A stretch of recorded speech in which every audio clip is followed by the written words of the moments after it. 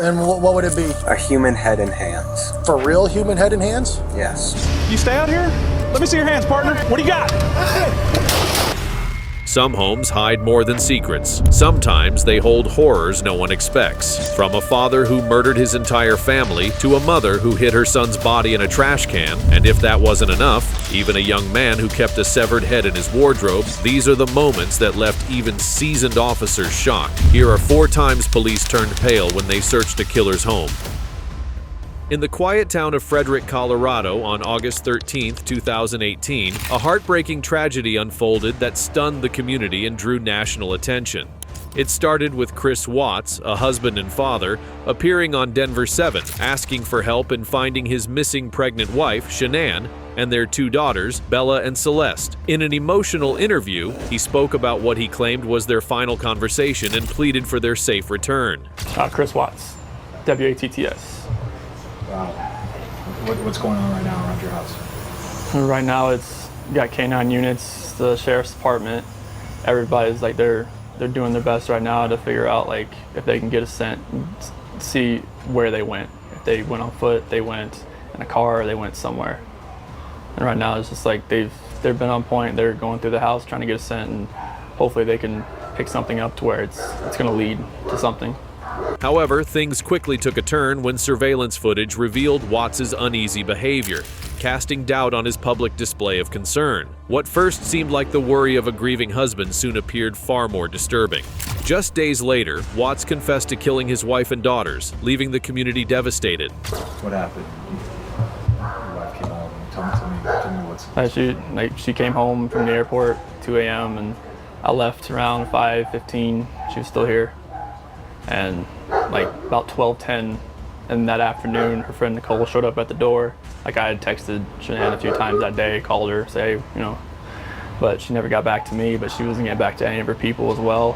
And that's what really concerned a lot of people is like, if she's not getting back to her, like if she doesn't get back to me, that's fine. Like she gets busy during the day, but she didn't get back to her people, which was very concerning. And Nicole called me when she was at the door, and that's when I came home.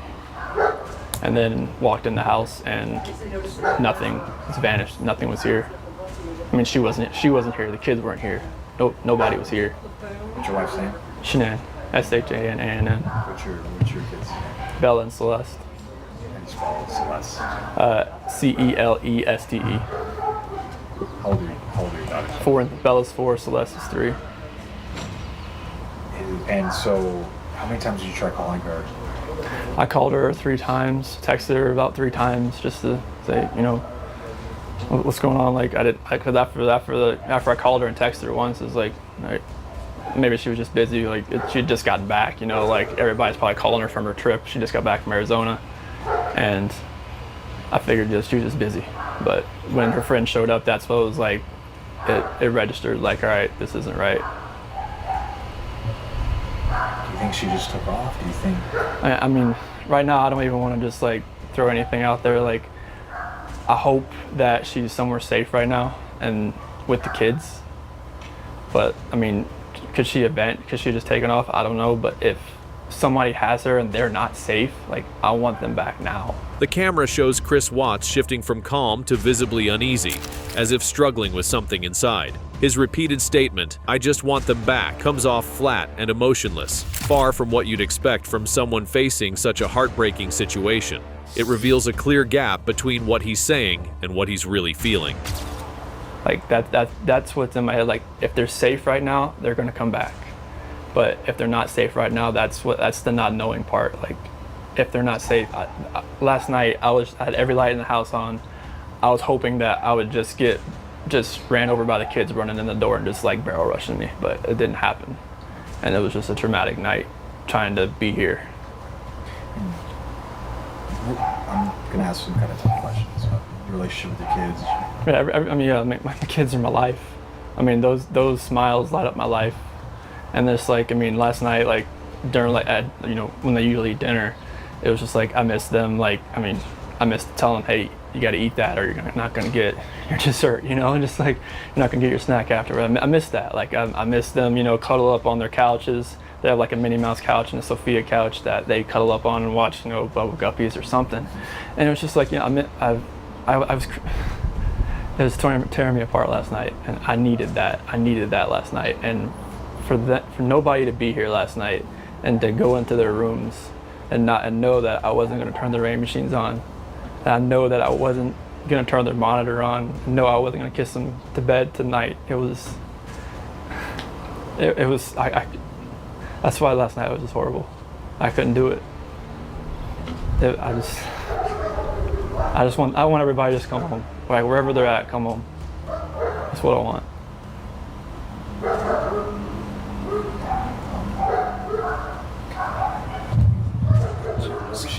Where was she gone for? She was on. She came back Sunday. You said at 2 at night. Yeah, because her flight got delayed from Arizona because of like other storms around the nation. So she's supposed to get home like 11. She got home at like 1:48. She got in bed about 2. What was she going for? Like family trip or what? It was a Thrive direct sales. It was a local event that was down there between a bunch of leaders in the company. And that day she was back. I mean, I left work early that morning, like 5:15, 5:30. So like she barely got into bed pretty much. And this might be a tough question, but did you guys get into an argument before she left? It wasn't like an argument. We had an emotional conversation, but I'll leave it at that. But I just want them back. I just want them to come back. And if they're not safe right now, that's what's tearing me apart. Because if they are safe, they're coming back. But if they're not, this has got to stop. Like somebody has to come forward. You spoken to her family, like her parents? Yeah, they've been in constant contact, like every hour. I mean, everybody back in North Carolina and the East Coast. I mean, from Maine to Florida. What is her parents saying to you? Like, they're just like if they need to get on a flight, just let them know. Because I mean, they feel helpless right now because they're on the opposite side of the country. I mean, Colorado is. I mean, you can't just drive around and look. I mean, it's just like you wouldn't really know what you're looking for. That's what the cops pretty much told me. That first day, I was like, I want to get out and drive around. They said, you wouldn't know what to look for. As the scene plays out, Watts shows little genuine emotion, no tears, no real urgency in his words. Instead, there's an eerie calm that feels unsettling, hinting that something isn't right. His actions don't match his words, leaving you uneasy, as if the truth is hiding just beneath the surface. Last couple questions. What does law enforcement, what have the police or the sheriffs or your neighbors, what's police saying to you? Right now, this is what they're doing right now is with the canines in the sense. I think this is the biggest thing. This is the biggest thing they've done so far because yesterday the Frederick Police Department did all the searching of the house and tried to gather whatever information they could. And with the detectives, officers, and sergeants, and today it's, I mean, obviously with all the activity that's around, there's a lot going on around here, and I really hope that all of this can lead to something positive. What did your neighbors, did they see anything? Did your neighbors see anything? No, like the police department went door to door asking, like cameras and everything, just like nothing. And my last question, if you have any of them, feel free to step in. My last question is, if your wife can see this, if she can watch this, what would you like to tell your wife and your kids? Shanann, Bella, Celeste, if you're out there, just come back. Like, if somebody has her, just please bring her back. I need to see everybody. I need to see everybody again. This house is not complete without anybody here. Please bring her back. That's what he claimed in the interview, but when the camera shows Watts' house, everything looks neat and normal, nothing out of place. Meanwhile, the officer scans the area closely, looking for any clues that could support or contradict Watts' story. Any friends she would be hanging out with? I guess her parents are out of state. Across country, North Carolina. Oh. Yeah, so that's not happening. She can play that. Cool. All the girls' blankies are gone. Their blankies they sleep with, they don't leave anywhere without them. Good. Nothing else appears to be missing though, just Stuff you'd take for a quick trip?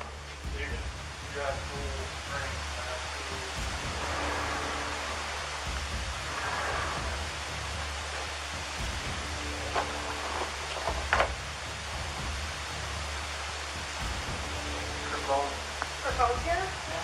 Her phone's here. Does she work? Yeah, she works from home. Oh, from home? She works this is her lifeline. Things get strange at 3:40 when police review footage from a neighbor's security camera. It doesn't show Shanann leaving with the kids as Watts claimed. Instead, it shows Watts backing his truck into the garage and loading it before driving off, raising serious doubts about his story. Some of the tools that I had from the toolbox, I knew I was going to have to do some pumping into rubbers today. That's why I was out so far. Is this on continually Yep. recording? Yep. Well, It's not, is it any motion or is it? event- Okay, so it's motion. Any motion event that happens, but I get cars driving from this street, and this is him at 517.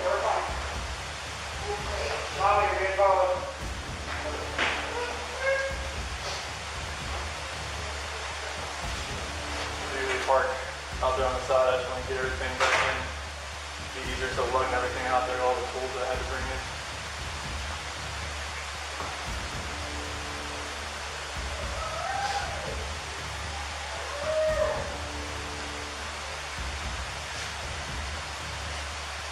Right away, Watts starts explaining why he was loading his truck, clearly nervous. But someone truly worried about their missing family would be focused on the footage, looking for clues, signs of another car, anything to help. Instead, watch what happens when Chris leaves and listen to what the neighbor says next. It's odd to me, why would he pull the truck up and go to the garage? Right. Yeah, I've never seen him pull back. I've never seen him. If he loads his stuff, he normally just walks back and forth because I get him on camera. What does he usually load up? All he usually has is a lunchbox and a book bag, looks like a computer, and usually a water jug. That's it. But the fact that he was in here and explaining to it over and over and over, Well, odd. he doesn't look worried. He looks like he's trying to cover his tracks. You know what I'm saying? Right. And if he's loading his stuff, why isn't he walking back and forth? But I can't see what he's doing in the back of the truck because he pulls into the garage. And he knows my camera's there. Any other neighbors have cameras around here, you know? I'm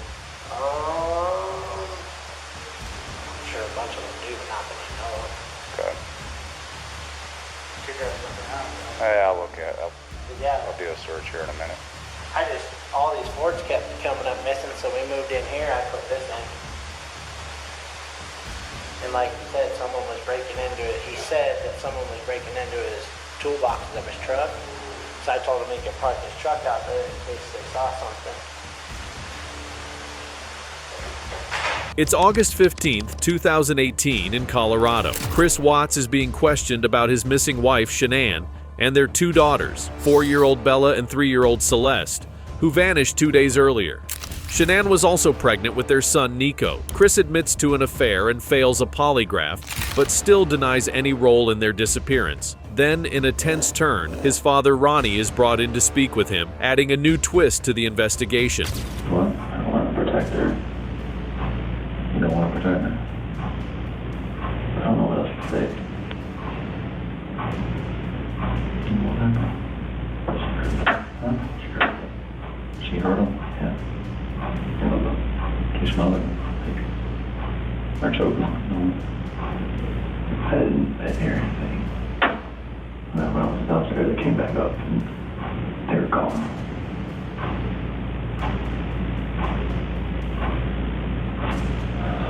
I don't know, like, top 10. I don't know, like, what else to say. Like, I freaked out.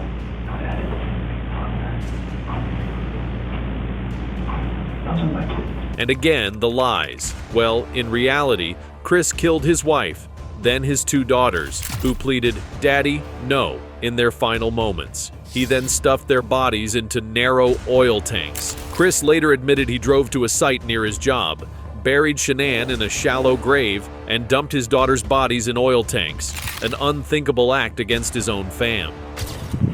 Chris, go ahead and stand up for me. I'm going to have you face that wall over there. Yep, just face it. Lift up your hands.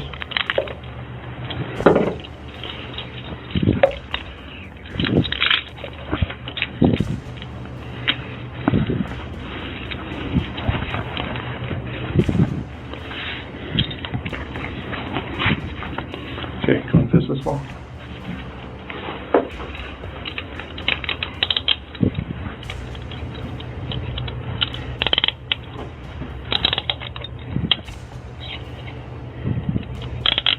Okay, go and face me.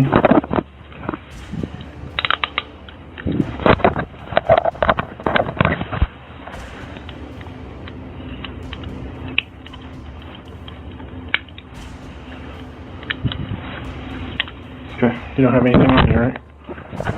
Okay, nothing in your pockets? Okay, go ahead and face that other wall behind you. I'm just going to search you real quick. Spread your legs. Further.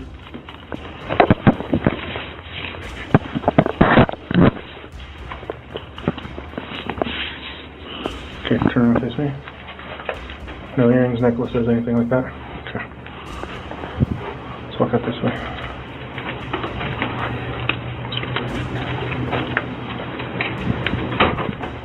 Go straight.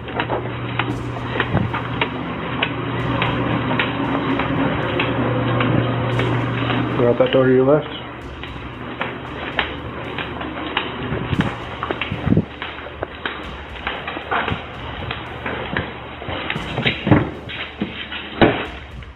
Seat.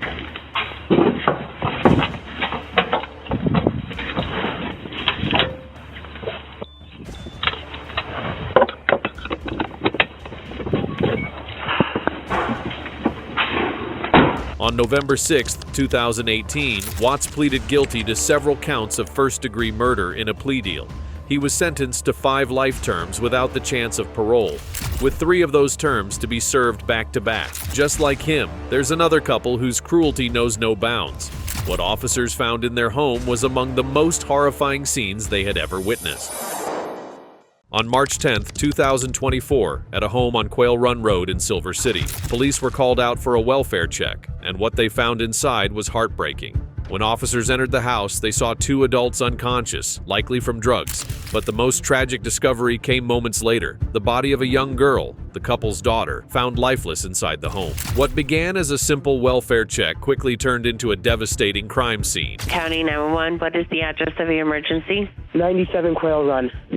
Okay, tell me exactly what happened. I'm staying with some friends right now, and they are completely. You have a little girl who's not responsive at all. Then they have a 7-year-old boy who is mostly responsive. I was able to get him on a chair, but I don't know what's going on.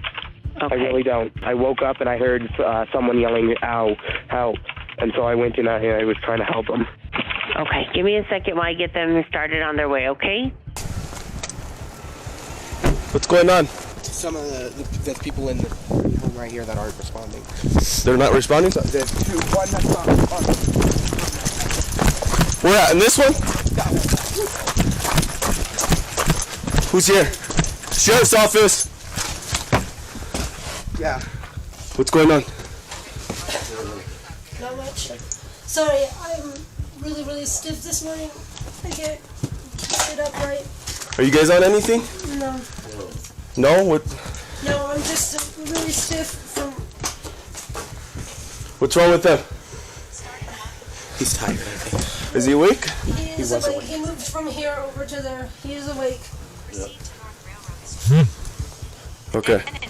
Who's not responsive? Not responsive. The girl in the middle. The girl, she's responsive.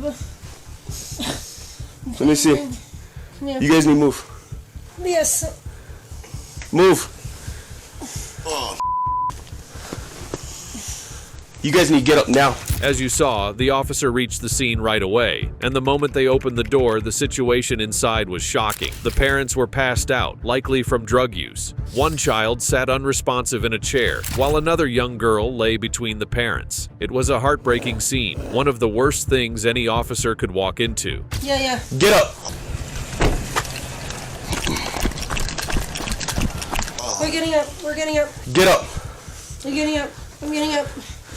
Let's go, get up. Yes, I'm getting up. Let's go, hurry up, get up. I'm going. You guys need to get out. Let's go, hurry up. I'm going. Get up, stand up. Stand up. I can't. Yes, you can, stand up. Get up, hurry up. You need to get up. Got it. Let's go, get up. I'm getting up. Leave her alone. Go get the other deputies now. They should be out here. Go get them. Let's go, get up. Hey. What is it? We got a 10-7.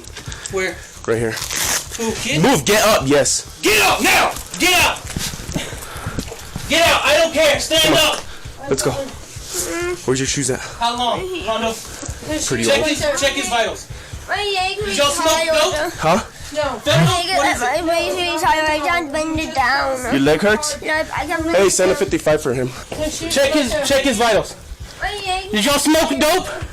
No. Fentanyl? What is it? No, it's not fentanyl. We just fell asleep really hard. We're really sick. 55 for him. 32 Central, start at 55.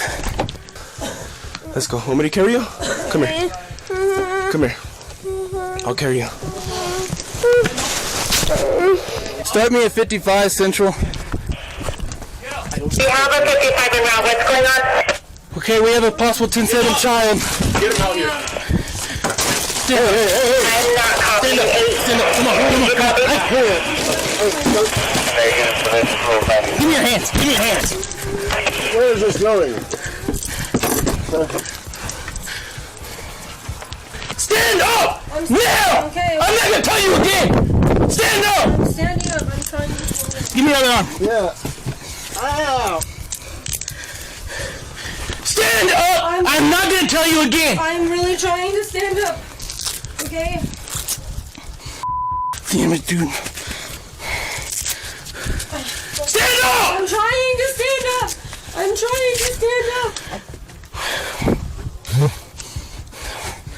I'm trying to stand up. I'm trying to stand up. Dang it.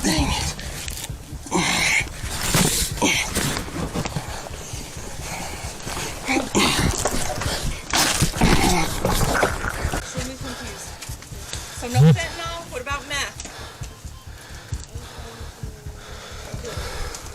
Right, just be honest with me because I need to be able to treat your kids. My leg. Your leg? Are you okay? I'm just getting older. How old is your sister? Just turned 5 yesterday. She just turned 5? She's 10-7. The officer then rushed to help the poor little girl, hoping it wasn't too late. In that moment, nothing mattered more than trying to save her. It was a desperate fight against time. Damn it. I got you, baby. Come on. I got you, baby. I know. Hey, she's still alive. Hey, start CPR. She's still alive. Come on, baby. Is there anybody behind me, sir? No.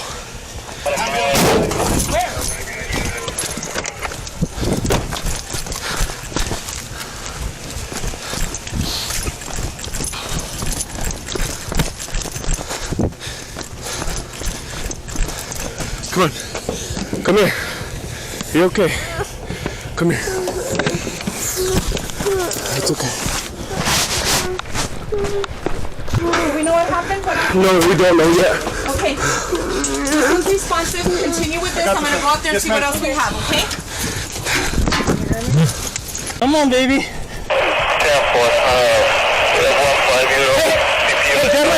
Grab my neck. What's going on? Yeah. Why am I being arrested? You're not being arrested. You're being detained. Turn around. Why? Because you're up here and there's a dead kid. That's why. The dead kid? Yeah. I wasn't even in the house until I don't care. Called. I don't care. Please don't do this. You're just in investigative detention. Put your hands together like you're praying. Huh? You're just in investigative detention.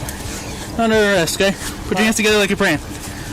Wait, what? What did you say? Under arrest? You're in investigative detention. You're not under arrest. Okay.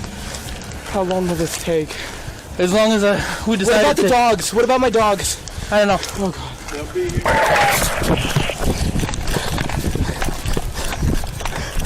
Come on, baby.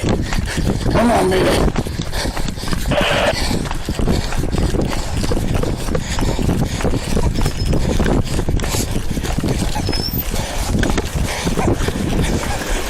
We just hit her with Narcan.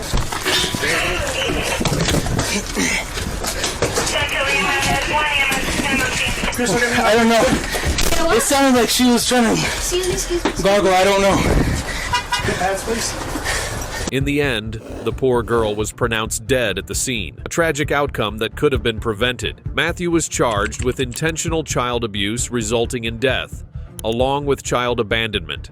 Music faced charges of intentional child abuse resulting in death and a first offense child-related charge. Well, if you thought that case was disturbing, wait until you see the next one. It takes things to an entirely new level of horror. On March 1st, 2021, Colorado police responded to a 911 call from a mother who made a shocking discovery in her son's bedroom. Inside his wardrobe, she found a severed human head and hands, decomposing in plastic bags. The remains were identified as 69-year-old Warren Barnes. This gruesome find led officers to 19-year-old Brian Coey, who, when questioned, showed no remorse and calmly confessed to the brutal murder. He told officers that he had decapitated and dismembered Barnes before trying to get rid of the body. When asked why, his answer was chilling. He said he always wondered what it would feel like to commit murder. Now, let's rewind and watch from the very start. Jonathan, address emergency. Hi, there is an emergency. I found something in my son's closet wrapped in a plastic bag. Okay, what was it? I think it's a human head. It's a what? I think it's a human head. Why do you think it's that? Because it looks like it's all an ear. Is it bloody or does it like anything like that? I just need to come. That's why I had to take a picture and send it to you. What's the address? Is your son there now? He just pulled up. We wanted to make sure he was here before we called. How old is he? 19. He's had a little bit of a fascination with the morbid, but he was channeling it, I thought, into becoming a crime scene investigator, but not so much. Do you think he's going to be cooperative with us? I don't know. I don't think he'll be violent. Just came back from his friend's house. I don't know. I think that he has a shotgun, but we can certainly remove it immediately before he gets in his room. He's out by the car now, so. Is the bag still in the closet? No, it's in my kitchen sink. And there's a secondary bag that I have not opened. Mesa County officers rushed to the Kohei home on South Broadway. The daycare children have all been picked up, leaving the house eerily quiet. At the driveway's edge, Brian Sr., Terry, Brian Jr., and Andy wait anxiously for the police to arrive. So, parents have some concerns of some stuff they may have found in your room? Yeah, I believe so. And what would it be? A human head and hands. Like, for real human head and hands? Yes. From? That fellow who went missing recently. Which fellow was that? Warren Brown. Warren Brown? When did he go missing? The night of the 27th. The night of the 27th? Okay, and how did you end up with him? I murdered him. With what? A knife. Why would you have done that? I've always wondered what murder felt like. Okay, where did you do that at? Underneath the bridge. Which bridge? The one past. Okay. Near the weird intersection. Okay. Do you have anything on you? He's gonna cut, poke, hurt, stick me anything without reaching for nothing? Don't reach for nothing.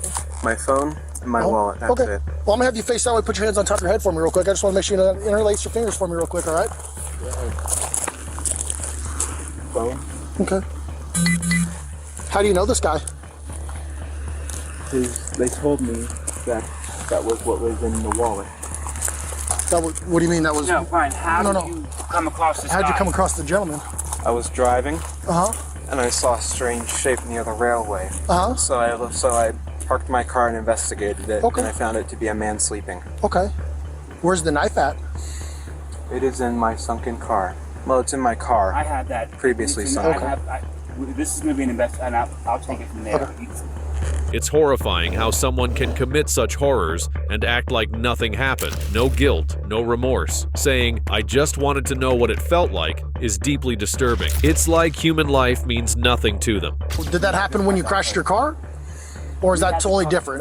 That's related, but a different event. Okay. How's it related? Well, when I killed him, I tried disposing of his body by putting it in the river, but Okay, I parked too low in the river. And Where's my the car- rest of his body at? Huh? Where's the rest of the body at? What parts? The body, Brian. Where's his body? Down the river. Okay. I'm gonna have you walk over here. You're gonna sit in the back of my partner's patrol car for a minute, okay? Not yet. Okay. Just sit back there and hang out for me, okay? At 6 feet 1 inch and 200 pounds, 19-year-old Brian Cohey appears calm, cooperative, and polite, though there's a clear awkwardness about him. He doesn't resist as a female Mesa County deputy leads him to her patrol car. Without hesitation, he gets in, his face revealing little about the terrible crime that just took place. You said your name's Brian? Yeah. I'm not feeling too well. You're not feeling too well? All right. No, these past few days I've been very, very anxious. That's understandable. So what we're gonna have you do here is I'm just gonna have you sit in the back here, okay? Go ahead. I'm gonna turn on the air for you in a second. That way you're not too hot. Are you a hot-blooded or cold-blooded kind of guy? I am very cold-blooded. I prefer cold. Well, no, actually, sorry, hot-blooded. Hot-blooded. So you prefer the cold? Okay, fantastic. Thank All you. right. So hop in here. I know you're tall, so it's a little bit of a tight squeeze, but like I said, I'll get that air on for you. Sorry about that. All right. Meanwhile, the male officer knows he must enter the house to see if Terry Cohey's shocking claim is true. Could there really be a human head in the sink? It sounds too gruesome to believe, but he has no choice. Taking a deep breath, he approaches the house, preparing for whatever horrors await inside. Inside, Let's please. walk you all through this, what happened in the beginning. Okay. Let me do it. You go inside. Well, let's stay out here with me for a minute. Sit down. Come on, sit down, baby. Can I go in there and verify here Oh, first? yeah, please. Let me We go haven't do that. seen it. Yeah, we Okay. haven't looked at it. It's under the towel in the sink. Okay. Yeah, and yeah,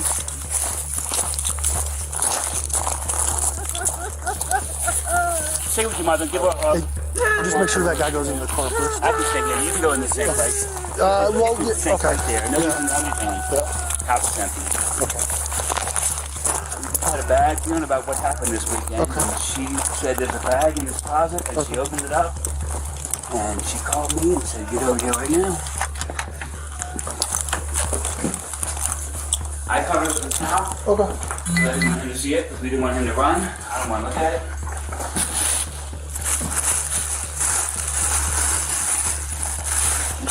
Yeah. As the Cohey family waits for the next steps, uncertainty fills the air. The shock hasn't fully sunk in, and they're left with many questions. What comes next? What will the police do? Now it's a lot to process, so we'll work with you every step of the way as much as we can. Yeah. How long till the news company shows up? We're gonna try to keep that a while, so we're hoping. Because we need to get clearance from you so we can get out of Dodge. Because I don't want to. We can't have news in front of me. I run the life jacket program here in town. Okay. That's Biggest me. thing is our investigation unit. Oh, Getting absolutely. Here and talking to you guys, and Absolutely, then, sure. Like I said, even if news shows up, we're not gonna let them down here. Thank you. So Yeah. Okay. just focus on. Don't let them up there breathing either. They'll and be able to kinda- see stuff from up there too. Well, nobody else should know about this right now. Yeah. Okay. Good. Okay. So, and again, be careful who you guys talk to, who you No- tell no- anything. nobody. or We haven't told anything. anybody. Okay. Nobody knows. Nobody knows but you. Perfect. Same goes for you. Yeah, Are yes. you family, My son. son? Yeah. Second brother. All right. Second son. Okay. And your name? Sorry, we're meeting this way. No, Oh my god, I can't believe At least it. it's not me in that car, you know? I can't believe it. Oh, Got it. oh my god. It's kind of a time to not really know what to do. So. What happened? At random too. Why? I don't get it. Don't have any answer. How old is Brian? He's 19. He's 19. 110-02. Mom, 19. what's your name? My name's Terry. Terry. Okay. Are you okay? Do you need anything medical? But we're waiting on a call from my doctor. Okay. Okay. All right. So hang tight right here. I got to chat with my partners again. Sure. Okay. At last, he was brought to the police station to meet the detective. Now he had to explain everything, the details of what happened, and most importantly, why he committed such an unthinkable act. Thank you. No problem, sir. So walk with me. We're gonna walk right this way, okay? You're fine with me not being in cuffs. I'm fine with you not being in cuffs. Okay, thank you.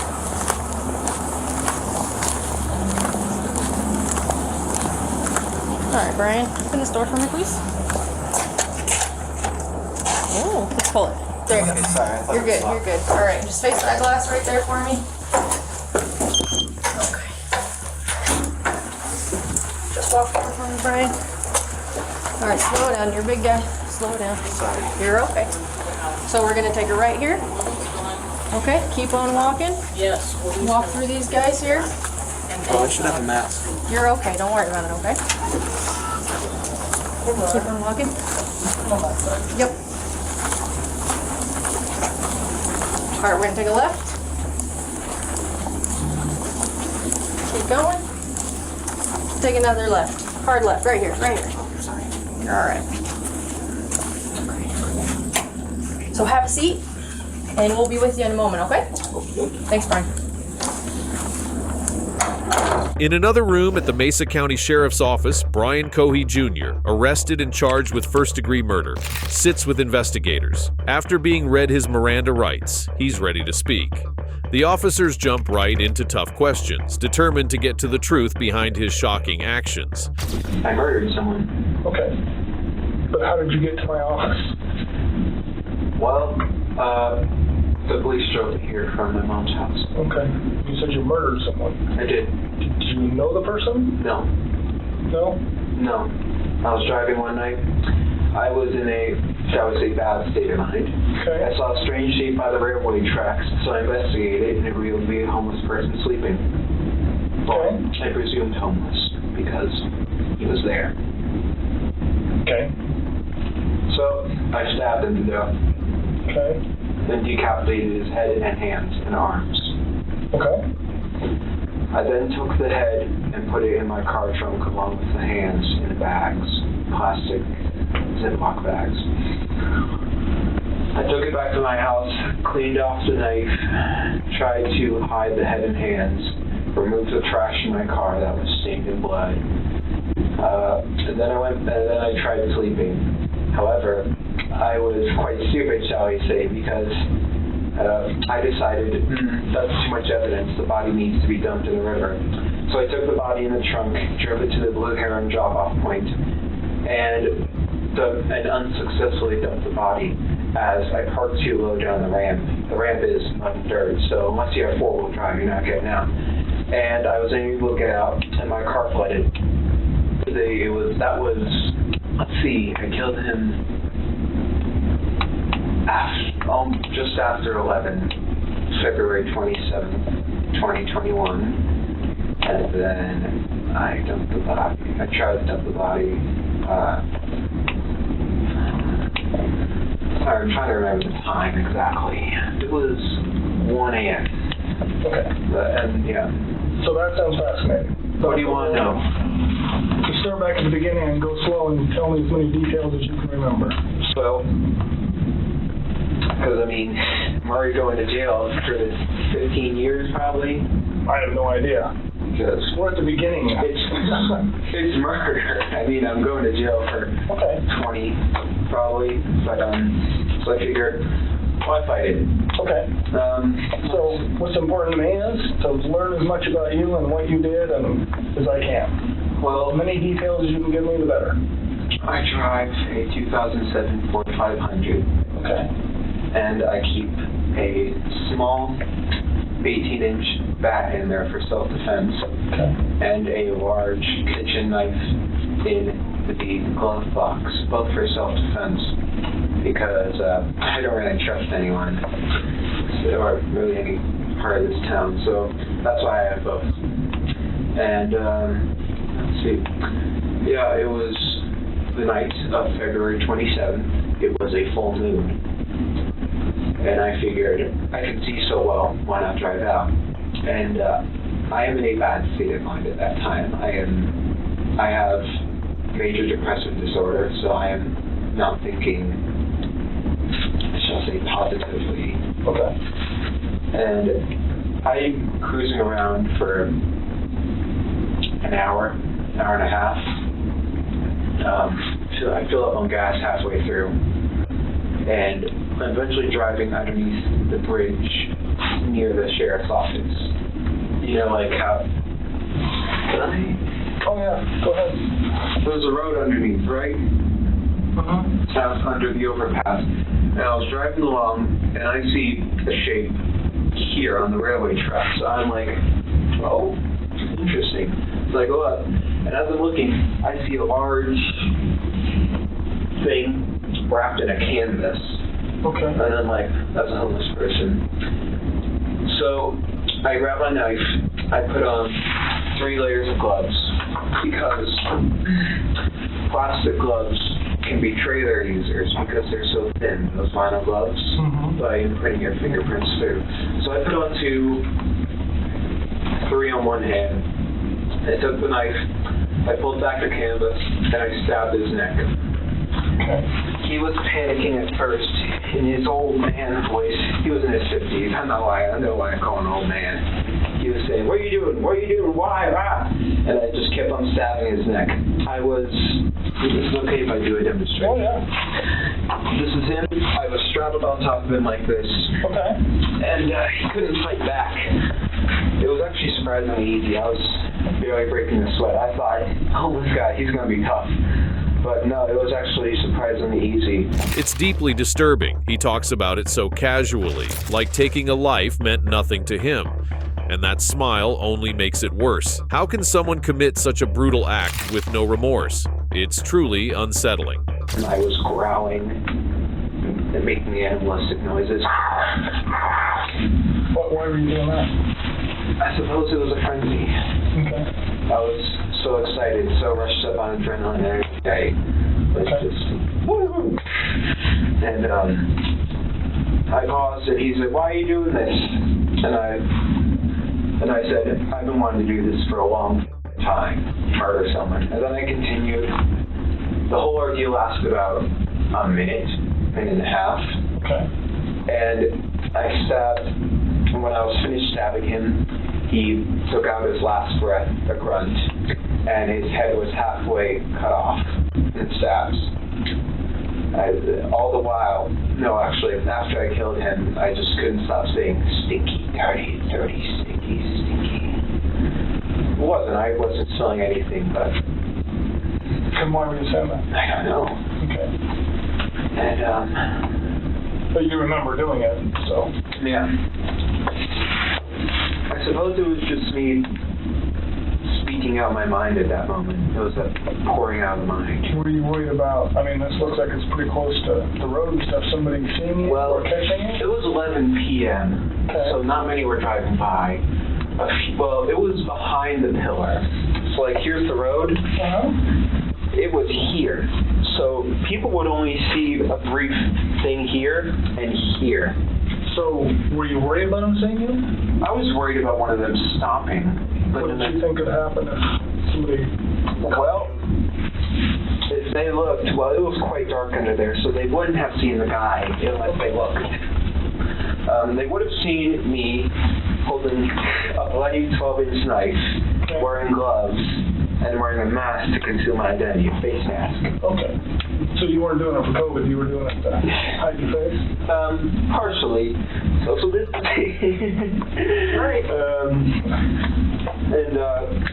Yeah, but no one stopped. And I'm just like, proves the bystander effect. With a disturbingly casual tone, the killer describes in graphic detail what he did to Warren Barnes's body, speaking as if it were something ordinary. And then I took the head, put it in a leftover pizza box from the dinner a few nights ago. And then I took the hands, put them in the back, drove home, hid the hands and head in my room, cleaned the knife, threw away the garbage with the blood on it, and then put the blood stained, wasn't stained, it had splatters on it. I put it in the dish, in the washing machine, What did you put in there? I put the outfit I murdered him in That the you washing. were wearing, or? Yeah, I was wearing. Okay. In the washing machine. Put it on high speed so it would effectively remove the blood. Wash it twice. And then I tried going to sleep, but I was worried that because there was a hole in my gloves right here, I was worried that they would be able to obtain a partial print. Mm-hmm. So I figured, why not go all the way? I drove back in a different outfit, picked up his body, surprisingly heavy, put it in my trunk, and drove to the Blue Heron drop-off station. Okay. I parked, so it's like this, right? So let's say this is ground. The ramp is quite steep, and you need to have four-wheel drive to pull out of it. Okay.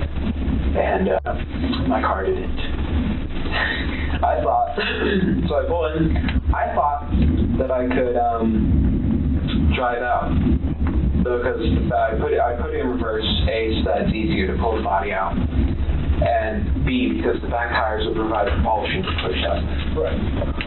And I open the trunk, I take his body out, I put it in the water, and because I don't want fingerprints on a body, so I just tried moving it with my shoes.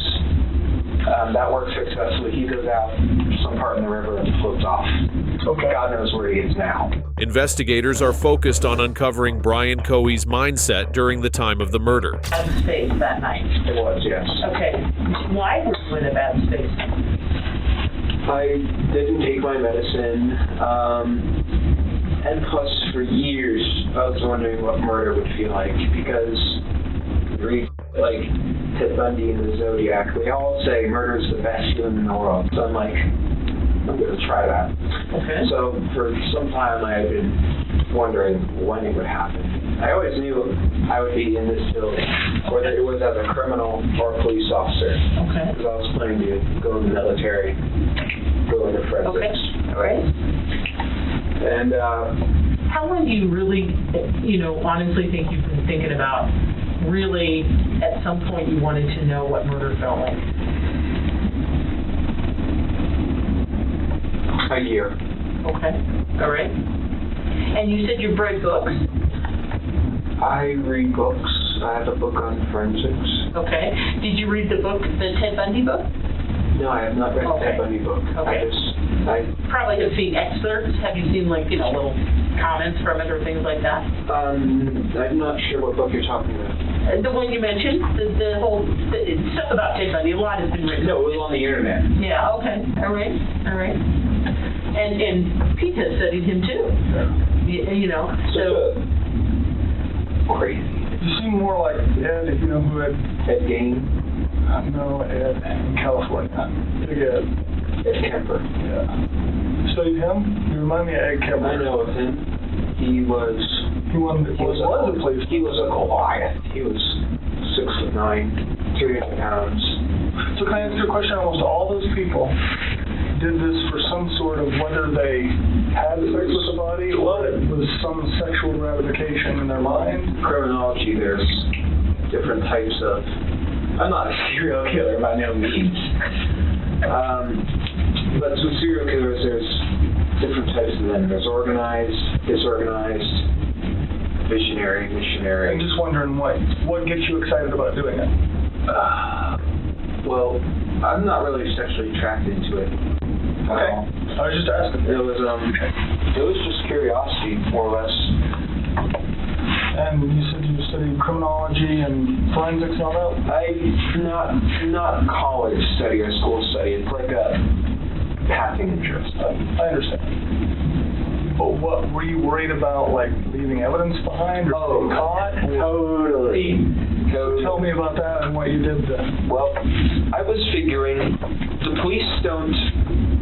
This is not to be taken offense, but police, they don't seem to care as much about high-risk individuals, homeless people, prostitutes, etc. So I was deliberately looking for someone who lived that type of life. Okay. And I found a homeless person, and the original goal was just leave him there.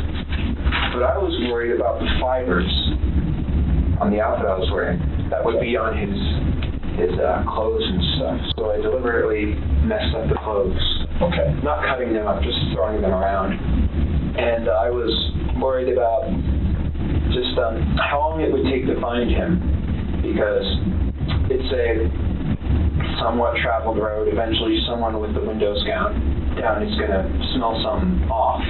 Right. Police have a nose for that type of thing. They're trained to be able to identify the smell of a corpse. So that's where the river idea came from, because a river will wash away a lot of evidence. Rivers are quite tricky. And obviously that was botched. So how long have you been planning or looking for someone to do this with before you found this guy? About a year. About a year? No, 6 months. So have you come close or seen somebody or chickened out or anything in the past? No. I mean, I was looking for a deliberately secluded place like that one. I wouldn't just go up in Clifton and find someone walking down the street and stab them. No, that's too public. Everyone sees that. Well, have you looked like at the homeless places or anything in the past? I have, yes. I would go on night drives often, maybe once every 2 weeks. And I would just peruse the streets. Okay. So before this guy, how close have you come in the past? Not at all. Not at all? You just drive around? Yeah, look, just try and find someone. Is anybody interesting in your mind thought of a plan? Well, occasionally when you see girls walking down the street, I take a glance at them, because it really is like Ed Kemper, where half of me says, well, I'm quite inept with women. I'm being honest, I'm no Casanova. But half of me says, I want to take that girl home and make her feel nice. And the other half of me, it's just like what Ed said, is I want to see what her head looks like on a stick. So occasionally when I'm driving down the road, if I see someone that catches my eye, I'll just like... Were you worried about getting caught while you were doing it, or before you did it? I was worried about afterwards. For this past day and a half, including this day, I felt so anxious. Because not only is my car in the river, there's blood on it, there's body parts in my house, my parents like to look through my things occasionally, and when they see blood, and eventually when they're going to get the news that a body was found in the river, that's very much circumstantial evidence that's pointing to me. So I was very much anxious these past days that I was eventually going to get caught. Okay. What did you think would happen if you got caught? Well, I figured my mother would have confronted me about it, but no, she didn't even say it until the police arrived. I thought the police would handcuff me, but apparently I've been cooperational, so... Detectives turn their attention to the crucial question, why now? Was it like something all of a sudden one day you woke up and thought I'll kill someone, or was it a gradual? It was gradual, I think. Call me weird, but I think everyone has had thoughts of shooting up their school. I didn't, though. And then because of that, I suppose I just don't really like people at all. I don't know. So thoughts of shooting up the school to today, what has happened? Well, last year my parents found a kit I had been assembling. It had hammers, shovels, knives, large zip ties, duct tape, saw. That was meant for hurting people. They found it though, and they were ready to call the police until I had convinced them it was via other methods, for other things, like,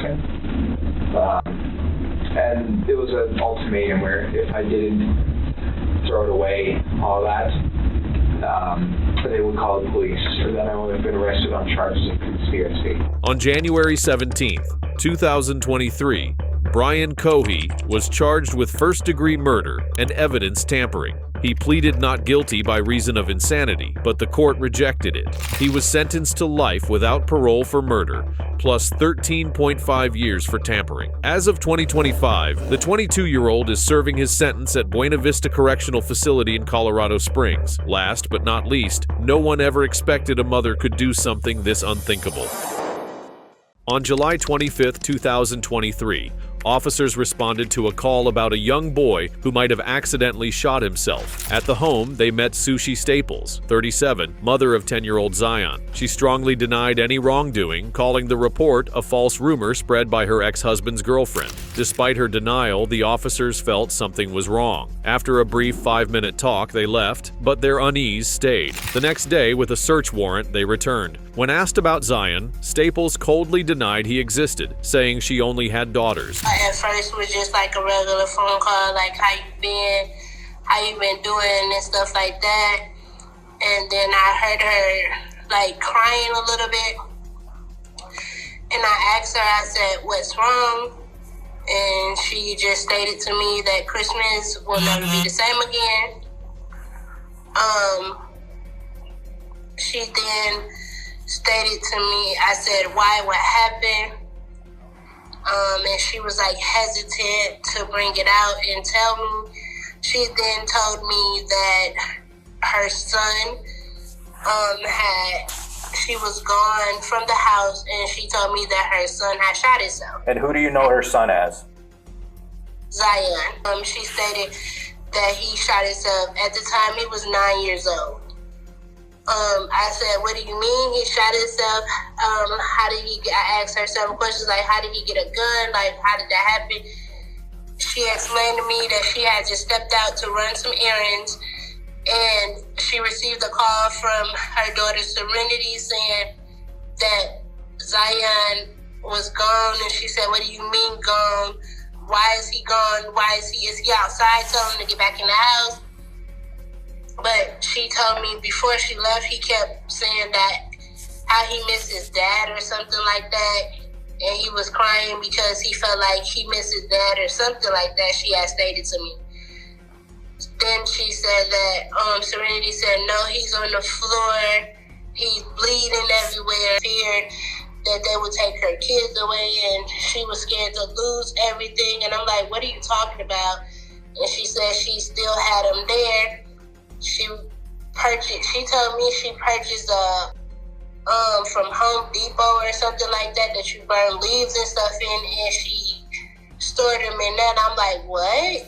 And she said, yeah, he was stored in that in her basement.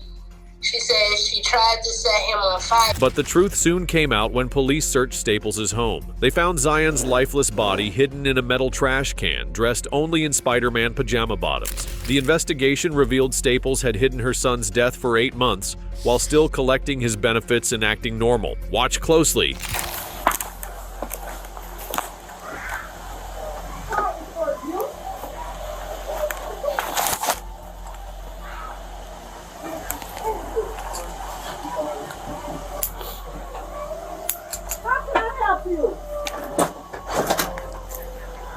Are you Miss Staples? Yes, how can I help you? So we got kind of a weird phone call. Do you know Latricia? No. No. I don't know anybody out here. Some lady called DCFS. And, What? And kind of made some claims that you had a child that accidentally shot themselves. Absolutely not. No, it sounds crazy to me too. That's what. I am so sorry about this. My ex-husband, his new girlfriend, this broad is off the chain. I have went down to Rock Island and filed a police report on her. Okay. I have went and put a restraining order on her. What's her name? Her name is Tony. This girl is never in it. She has so many different Facebook pages she stalks me from. She has made up different names, called me from different numbers. I have changed my number, tried to do everything I can. Right. Unfortunately, I can never seem to get them served because they're always bouncing around in the Chicago area. Oh, okay. They're not even down here. They're not even out here.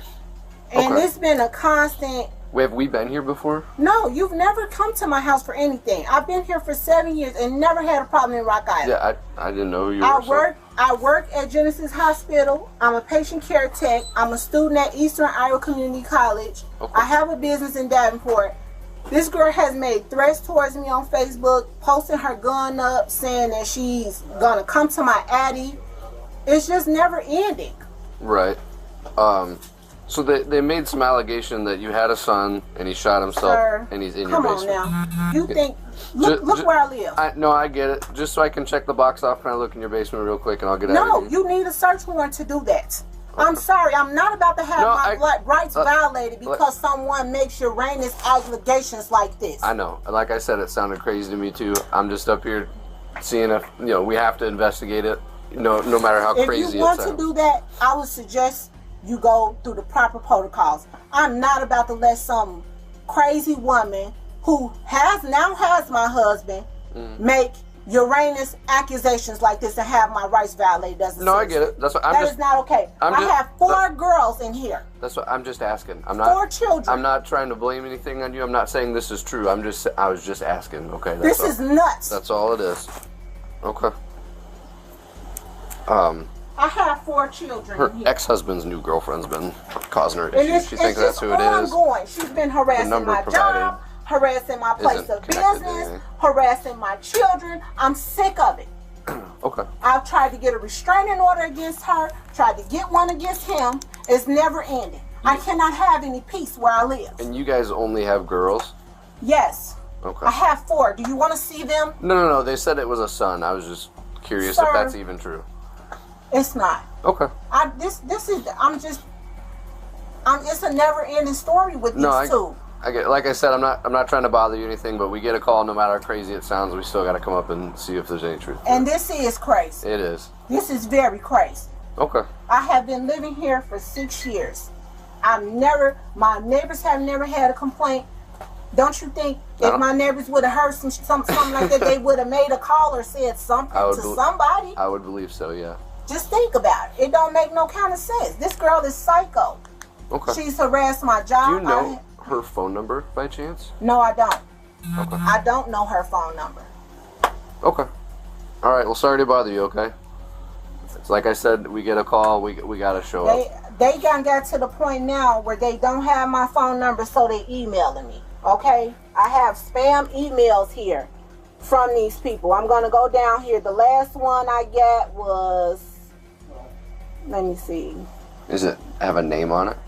Yes, it has his name on it. I have to go here. This is the last one I have. And this gotten to the point where they're emailing me because they don't have a contact phone number on me. Right. This is how bad the harassers got. Okay. But until I can get Rock Island to Cook County to serve them and actually find the address on them, right, that's going to be a problem. So they keep having me come back to court until I can get an address on them. I'll add some notes just in the call that I was here and that it's a harassment thing, so we don't have to keep coming up here and. Thank you. All right, sorry to bug you. Just like I said, we got to call, even if it sounds crazy. We got to come see what's going on. This lady, I don't even know what to say about her. It's never ending. All right. I have doorbell cams here. I saw that. Look, I'm here. I ain't got nothing to hide. Okay. Staples firmly denied having a son and seemed annoyed by the police's questions. They were investigating a report of a missing child. The next day, police returned with a search warrant. Staples, unfazed, said that's what they needed to search her home.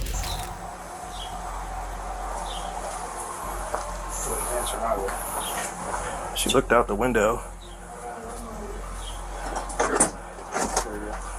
Hello? Yes. Sushi? Can you come out? What's going on? Well, just step on out. I'll explain everything. Wait a minute, my kid's in here. Okay, I understand that, but we have a search warrant for the house. For your cooperation to be up front with us. Hold on. So step on out. No, step out. What side of the house do you all have a search warrant for? The whole house. The whole house. So you need to step out. Step out. Okay, I'm gonna open the door. Open the door. We'll all walk in casually. We're not gonna tear up your house or anything. So calm down. My kids are in here. Okay. Please. How many? before. And where at in the house? They're upstairs. I just made them go upstairs. I don't want to scare my kids. Can we just calm These down? officers are gonna walk in there with you, and I got a copy of the warrant right here for you, honey. Can I see the warrant, please? And I can call my lawyer. Can I see the warrant before we walk any further? I'm calm. We have a valid search warrant, so I understand, but you haven't let me see it yet, and you're walking through my house. it's right here. You don't run how we you're not in control of this. Okay, I'm trying to see. Well, So I need your phone too. my phone. That's not my phone. Well, that's phone is taken. Hold on to that. So which rooms are your kids in? Obviously not. They're upstairs. I am very cooperative. I'm not fighting anybody. You're fine. You're I'm fine. just look. I'm Tina, scared. My kids I'm are going here. upstairs and checking. My kids. I mean, you would have to.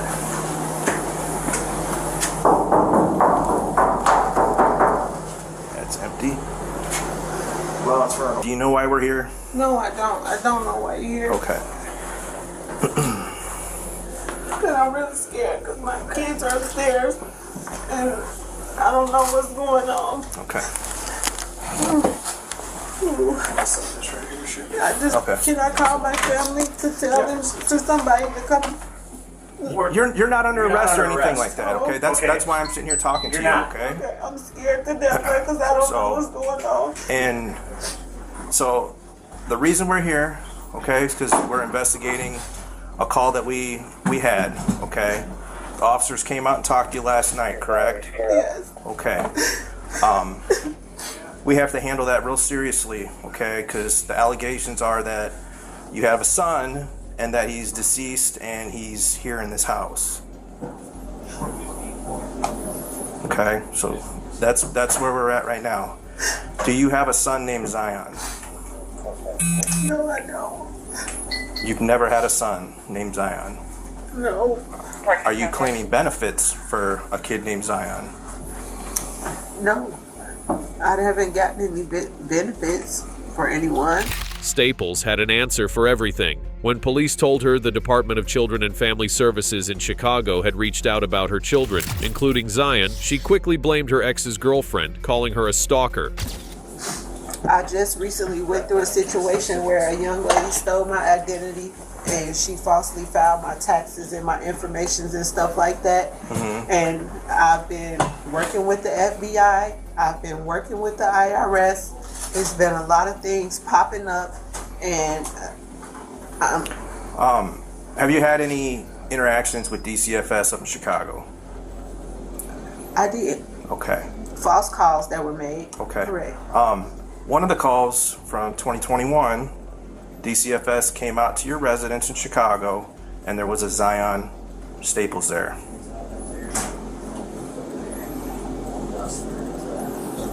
Along with your 4 daughters. We had kids in the neighborhood come over.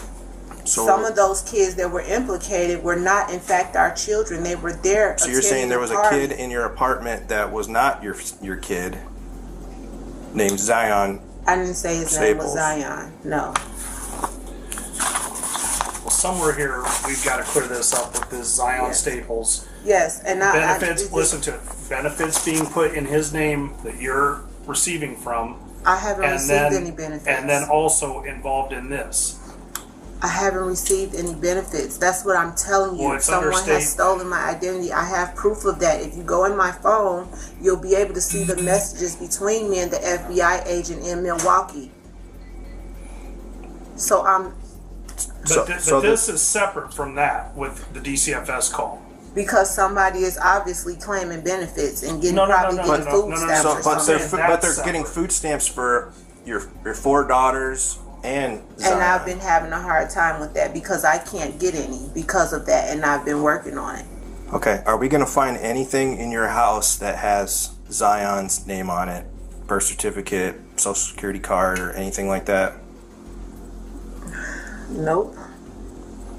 I understand you're seizing it, but that's like, I should be able to at least call my lawyer still. I shouldn't be held in my own house and not be able to call my counsel. Well, are you requesting a lawyer right now? Because if you request a lawyer right now, we're done talking. And then what? You're gonna arrest me? I don't know what we're gonna do. We're gonna search your We gotta house. search his house upside and down. Because somewhere here we need to get to the bottom of this Zion thing. I can't And help this it is when coming people from call. other. This is coming from other people. This is I getting can't mentioned. help it when look, people this- call and make allegations against me. Possibly had some visitors. It was probably the summertime. So where and I had would people they that get the come name over. Zion Where would they come up with Staples? Zion Staples? I don't And know. it be your People son. make it up all the time. People make it up all the time. But see, DCFS does not come into your home and say, okay, have the neighbors over and let's do all this personal stuff that affects you and your family in front of all these other people. They did. They do it with you. They did. And they do it with your family. They did though. They very much did that. Claiming people back and forth amongst family members to get bigger returns. Our biggest concern is that we can have somebody with law enforcement say, this is Zion, this is what's going on, and he is fine. Because right now, we have a person that exists, but we can't lay eyes on him, and it's a child. Okay, that's what they're saying. What is that noise? It's just The beeping. So that's what we're looking at. So if this is what's going on, if you have a cousin, a sister, a brother-in-law, a friend, or whatever claiming kids, or you're claiming them on the app and you guys are splitting some extra money, I get that. The biggest concern that we have here is that we need to make sure that this kid is safe. And in the time since the officer was here last night and the time that an officer had called you back in June, and we can say, nope, she's totally clear. There's nobody here. There's nobody here. And arrest. Birth certificate? What is that? Birth certificate. For Zion Staples. Zion Staples. That's not mine. Sushi Staples. Child. It's found in your room. We along need with the Social to Security card. get this Stop figured out. Stop lying. It's over. Where's that kid?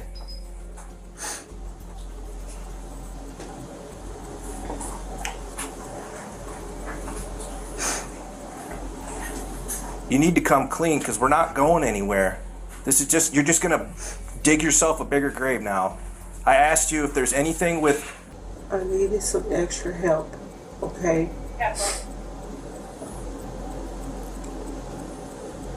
That was it. What do you mean by that? I had a person that makes documents. And it was just really hard. Like,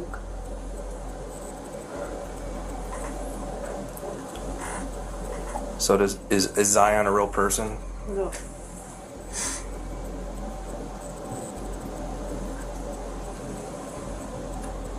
Call a lawyer and let them know you are here. I can't call a lawyer to come here to my house while I'm being questioned by you. If you want an attorney right now, we can we'll just be done. We'll be done.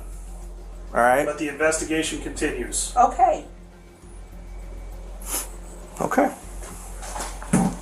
Go and turn it off for me. Oh, no. I'm going to jail.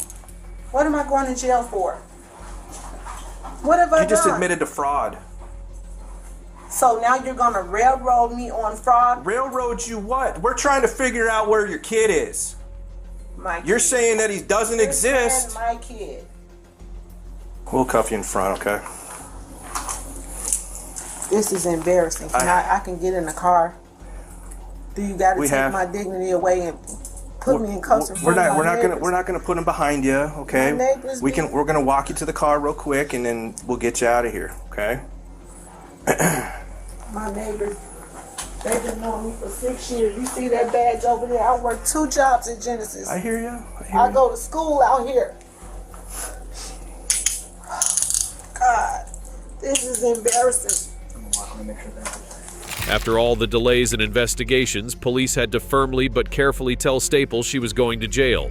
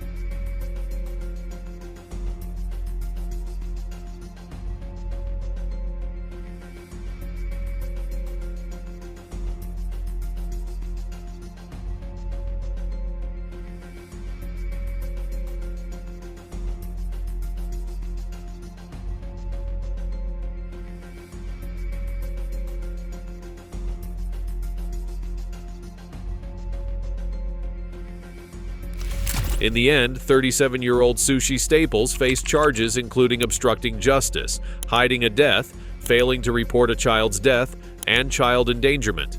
In January, she took a plea deal, pleading guilty to child endangerment, a major shift in the case.